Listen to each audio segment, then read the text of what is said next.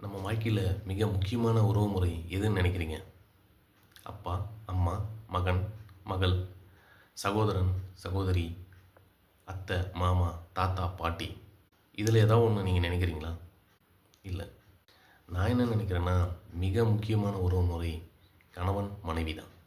நீங்கள் ஒரு சிறந்த கணவன் மனைவியாக இருந்துட்டீங்கன்னா, உங்களை சுற்றி இருக்கிற எல்லா உறவும் மிகச்சிறந்ததாக உங்களுக்கு அமையும். நம்ம இல்லத்திலிருந்து அறத்தை தொடங்கணும். இல்லறம்ங்கிற பேரில் நம்ம சேனலில் ப்ளேலிஸ்ட்டாக இதை நான் போடுறேன். கணவன் மனைவி உறவு முறை பற்றி நம்ம சேனலில் தொடர்ந்து பேச போகிறோம்.